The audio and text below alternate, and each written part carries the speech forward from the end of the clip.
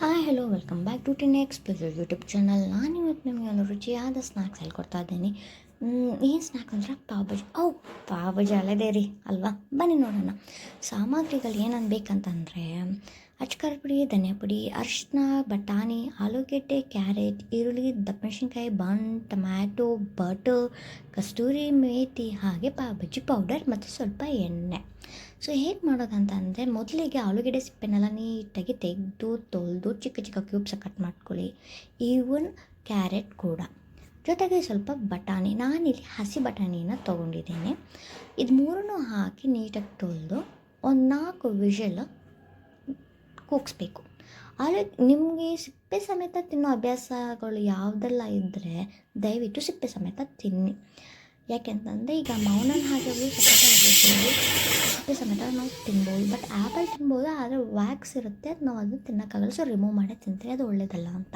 But ಆದಷ್ಟು ಸಿಪ್ಪೆ ಸಮೇತ ತಿನ್ನೋದಕ್ಕೆ ಟ್ರೈ ಮಾಡಿ. ಆಲೂಗೆಡ್ಡೆನ ಮತ್ತು ಚಿಕ್ಕೂಸು ಮ್ಯಾಂಗೋಸ್ ಎಲ್ಲ ಒಳ್ಳೆಯದು.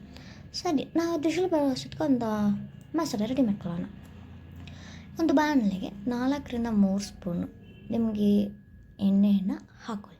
ನಿಮಗೆ ಬಟರ್ ಬೇಕಂದರೆ ನೀವು ಬಟರ್ ಯೂಸ್ ಮಾಡ್ಕೊಬೋದು. ಬಟ್ ನಾನು ಈಗ ಬಟರ್ ಯೂಸ್ ಮಾಡ್ತಿಲ್ಲ, ತುಂಬ ಓವರ್ ಅನಿಸುತ್ತೆ, ಆಮೇಲೆ ಕೊಡ್ದಂಗೆ ಇರುತ್ತೆ ಬಟರ್. ಸರಿ, ಈಗ ಎಣ್ಣೆ ಕಾದಿದೆ, ಹಾಗೆ ವಿಷಲ್ ಕೂಡ ಸ್ಟಾರ್ಟ್ ಆಗಿದೆ ಬರೋದಕ್ಕೆ.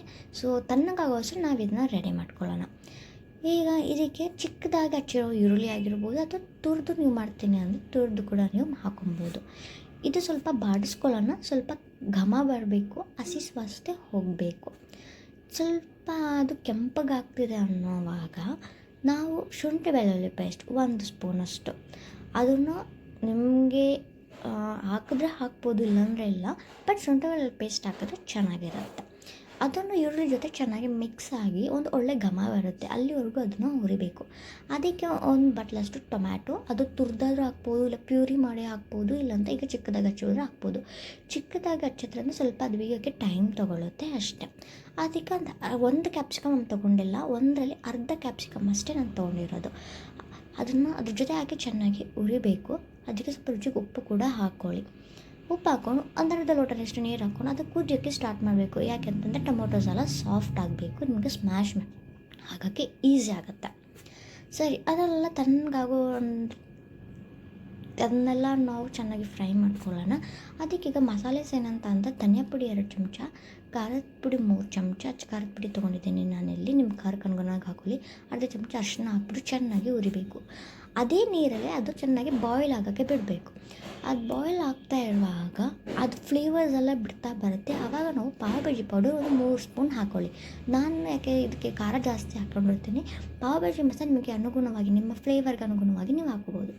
ಮತ್ತು ಅದಕ್ಕೆ ಅರ್ಧ ಲೋಟ ನೀರು ಹಾಕ್ಬಿಟ್ಟು ಅದೆಲ್ಲ ಚೆನ್ನಾಗಿ ನೀರಲ್ಲಿ ಆ ಮಸಾಲೆ ಗಂಟು ಏನಾದ್ರು ಇದ್ದರೆ ಅದು ಹೊಡ್ಕೊಳ್ಳುತ್ತೆ.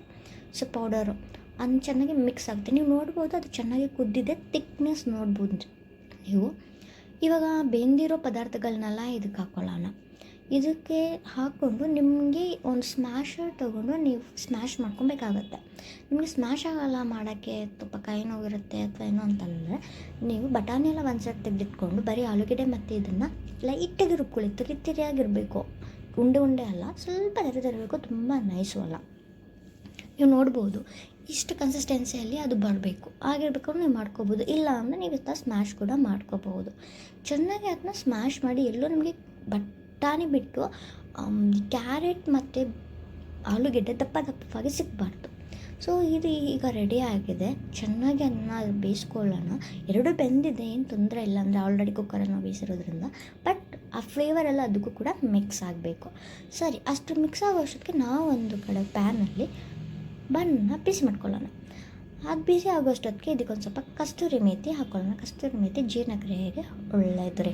ಸರಿ, ಅದೆರಡು ಬೇಯ್ತಾ ಇರಲಿ. ಇವಾಗ ನಾನೇನು ಹೇಳ್ತೇನೆ ಅಂತ ಹೇಳಿದ್ರೆ, ಇಲ್ಲೇನಾದ್ರು ಇಂಗ್ರೀಡಿಯೆಂಟ್ಸ್ ಆ್ಯಡ್ ಮಾಡೋದಿದ್ದಿದ್ರೆ ಅಥವಾ ಯಾವುದಾದ್ರೂ ನಾನು ಬಳಸಿದ ಇಂಗ್ರೀಡಿಯೆಂಟ್ಸ್ ಇದು ಹಾಕ್ಬಾರ್ದಿತ್ತು ಅನ್ನೋದಾಗಿದ್ದರೆ, ಇದ್ರ ಬದಲು ಅದು ಚೆನ್ನಾಗಿತ್ತು ಅಥವಾ ಈ ಇಂಗ್ರೀಡಿಯೆಂಟ್ ಅದು ಚೆನ್ನಾಗಿತ್ತು ಅನ್ನೋದಾಗಿದ್ದರೆ ನೀವು ಅದನ್ನ ಕಮೆಂಟ್ ಬಾಕ್ಸಲ್ಲಿ ದಯವಿಟ್ಟು ತಿಳಿಸಿ, ಆಯಿತಾ? ಸರಿ, ಇವಾಗ ಒಂದು ಸ್ವಲ್ಪ ವಾಪಸ್ ಅಡುಗೆ ಮನೆ ಕಡೆ ಬರೋಣ. ಈಗ ಮಸಾಲೆಗೆ ಏನಾಗಿದೆಯಲ್ಲ ಅದಕ್ಕೊಂದು ಅರ್ಧ ಕ್ಯೂಬಷ್ಟು ಬಟರ್ ಕಟ್ ಮಾಡಿ ಹಾಕಿದ್ದೀನಿ. ಯಾಕೆ ಅಂತಂದರೆ ಬಿಸಿಗೆ ಎಲ್ಲ ಕಡೆ ನಿಧಾನವಾಗಿ ಅದು ಫ್ಲೇವರ್ ಹರಡ್ಕೊಳ್ಳುತ್ತೆ. ಸೊ ಹಾಗೆ ಹಂಚು ಕೂಡ ಕಾದಿತ್ತು. ಒಂದು ಅರ್ಧ ಬಟರ್ ಸ್ಲೈಡ್ ಅಲ್ಲೂ ಕೂಡ ಹಾಕಿ ಬ್ರೆಡ್ನ ಎರಡೂ ಕಡೆ ಬಟರ್ ಸಿಗೋ ಹಾಗೆ, ಎರಡೂ ಕಡೆ ಬಟರ್ ಅಂಟ್ಕೊಳ್ಳೋ ಹಾಗೆ ಫ್ರೈ ಮಾಡ್ಕೊಳ್ಳೋಣ. ಅದು ಫುಲ್ ಸಿದೋಗಬಾರ್ದು, ನಾವು ಬ್ರೆಡ್ ರೋಸ್ಟ್ ಮಾಡ್ತೀವಲ್ಲ ಆ ಥರ, ಜಸ್ಟ್ ಕಲರ್ ಚೇಂಜ್ ಆಗಬೇಕು ಅಷ್ಟೇ. ಸೊ ನಾನೇನು ಮಾಡಿದ್ದೀನಿ, ಇವಾಗ ಈ ಪಾತ್ರೆಗೆ ಏನು ಮಸಾಲೆಗೆ ನಾವು ಹಾಕಿದ್ವಲ್ಲ ಬಟರ್, ಅದು ಒಂದು ರೌಂಡ್ ತಿರ್ಸ್ಕೊಳ್ಳೋದು. ಆಲ್ರೆಡಿ ಅದು ಕರಿಗೋಗಿರೋದ್ರಿಂದ ಫ್ಲೇವರ್ ಎಲ್ಲ ಕಡೆ ಹರಡಿರುತ್ತೆ, ಅದು ಎಲ್ಲ ಕಡೆ ಮಿಕ್ಸ್ ಮಾಡ್ಕೊಳ್ಳೋಣ. ಸೊ ನಾನು ಇನ್ನೂ ಒಂದು ಬ್ರೆಡ್ ತೊಗೊಂಡು ಅದನ್ನ ಮಧ್ಯೆ ಕಟ್ ಮಾಡಿ ಮತ್ತೆ ಕಾದಿರೋ ಹಂಚಿಗೆ ಬೆಣ್ಣೆನ ಹಾಕಿ ಅದನ್ನ ಸೇಮ್ ಮೊದಲು ಹೇಗೆ ಮಾಡಿದ್ನ ಹಾಗೆ ರೆಡಿ ಮಾಡ್ಕೊತೀನಿ. ಸೊ ನಾನಿಲ್ಲಿ ಗಾರ್ನಿಷ್ಗೆ ಏನು ಯೂಸ್ ಮಾಡ್ತಾಯಿಲ್ಲ ರೀ. ಒಂದು ಈರುಳ್ಳಿ ತೊಗೊಂಡಿದ್ದೀನಿ, 2 ಬನ್ ಮಧ್ಯ ಆನಿಯನ್ನ ಇಟ್ಟು 3 ಟೊಮೊಟೊ ಸ್ಲೈಡ್ಸನ್ನ ಪಕ್ಕಕ್ಕೆ ಇಟ್ಟಿದ್ದೀನಿ ಅಷ್ಟೇ. ಅದು ಜಸ್ಟ್ ಗಾರ್ನಿಷ್ಗೋಸ್ಕರ.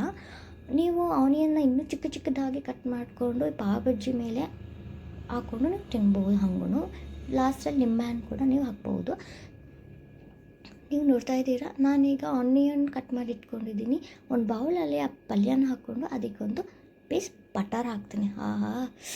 ಏನು ಹೇಳ್ತೀರಾ, ಘಮ ಹಂಗೆ ರೀ, ಇಷ್ಟ ಆಗೋಗ್ಬಿಡುತ್ತೆ. ನಿಮಗೆ ಈ ವಿಡಿಯೋ ಇಷ್ಟ ಆಗಿದ್ದರೆ ದಯವಿಟ್ಟು ಪ್ಲೀಸ್ ಲೈಕ್ ಮಾಡಿ, ಸಬ್ಸ್ಕ್ರೈಬ್ ಮಾಡಿ, ಶೇರ್ ಮಾಡಿ, ಕಮೆಂಟ್ ಮಾಡಿ. ಏನಾದ್ರು ಎಕ್ಸ್ಟ್ರಾ ಆ್ಯಡ್ ಮಾಡೋದಿದ್ದರೆ ಅಥವಾ ಆಲ್ಟರ್ನೇಟಿವ್ ಯೂಸ್ ಮಾಡ್ಬೋದು ಅನ್ನೋದಿತ್ತು ಅಂದರೆ ದಯವಿಟ್ಟು ಕಮೆಂಟ್ ಬಾಕ್ಸಲ್ಲಿ ತಿಳಿಸಿ. ಹಾಗೆ ನೀವು ಏನಾದರೂ ಇನ್ನೂ ಎಕ್ಸ್ಟ್ರಾ ತಿಂಡಿ ಮಾಡೋದಕ್ಕೆ ಸಜೆಷನ್ ಕೊಡೋದಾದರೆ ದಯವಿಟ್ಟು ಸಜೆಷನ್ ಕೊಡ್ಬೋದು. ಈ ವಿಡಿಯೋ ನಿಮ್ಗೆ ಇಷ್ಟ ಆಗಿದೆ ದಯವಿಟ್ಟು ಲೈಕ್ ಮಾಡಿ, ಸಬ್ಸ್ಕ್ರೈಬ್ ಮಾಡಿ, ಶೇರ್ ಮಾಡಿ ಅಂತ ಕೇಳ್ಕೊತೀನಿ. Thank you so much for watching. Thank you so much for watching once again. See you soon.